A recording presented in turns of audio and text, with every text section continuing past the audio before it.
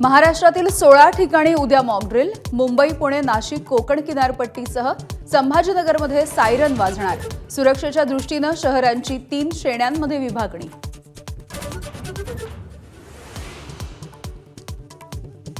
गृहसचिवांची mock ड्रिलच्या संदर्भात विविध राज्याच्या मुख्य सचिवांशी चर्चा. देशामधील 259 ठिकाणी हवाई हल्ल्याची सूचना देणारे सायरन वाजवणार. ब्लॅकआउट सुद्धा होणार. बैसरण-लगतच्या परिसरामधून एक संशयित ताब्यात. जम्मू काश्मीर पोलिसांकडून कसून चौकशी. संशयिताकडे मॅगझिन होल्डर कव्हर सापडल्यामुळे खळबळ. बैसरण खोऱ्यामध्ये एनआयएच्या पथकाकडून मेटल डिटेक्टरच्या सहाय्याने तपास. कारवाईचा व्हिडिओ एबीपी माझाच्या हाती.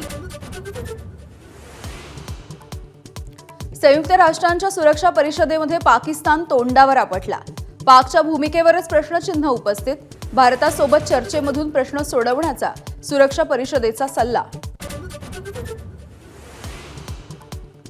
पाकिस्तानच्या विशेष संसदीय अधिवेशनामध्ये पोकळ धमक्यांचे बॉम्ब. तर काही खासदारांनी पाकिस्तान सरकारला दाखवला आरसा. ब्रह्मोस मिसाईलचा घेतला धसका. भारताच्या भीतीनं पाकिस्तानला धडकी. पाकमध्ये पैसे काढण्यावरती निर्बंध. बँकांच्या बाहेर मोठ्या रांगा.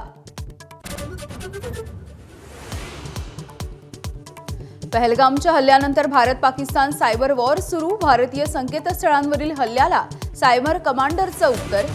पाकिस्तानमधील 1500हून अधिक वेबसाईट हॅक केल्याचा दावा. पंतप्रधान नरेंद्र मोदींचा एबीपी नेटवर्कसोबत संवाद. विकसित भारताविषयी व्हिजन मांडणार. रात्री 8 वाजता इंडिया ॲट 2047 शिखर परिषद. स्थानिक स्वराज्य संस्थांच्या निवडणुका 4 महिन्यांमध्ये घ्या. सुप्रीम कोर्टाचे राज्य सरकारला आदेश. 4 आठवड्यांमध्ये अधिसूचना काढण्याचे निर्देश. 2022 आधीच्या ओबीसी आरक्षणानुसार निवडणुका. चौंडीला अहिल्यादेवी होळकर स्मृतीस्थळासाठी 681 कोटींचा आराखडा मान्य. मंत्रिमंडळ बैठकीच्या नंतर मुख्यमंत्र्यांची घोषणा.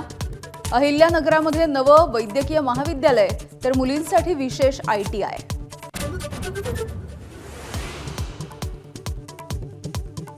राज्यभरात अनेक ठिकाणी अवकाळीचा फटका. परभणीमध्ये हातातोंडाशी आलेल्या बागा भुईसपाट. हिंगोलीमध्ये केळीच्या बागा उद्ध्वस्त तर भंडाऱ्यामध्ये भात पीक जमीनदोस्त.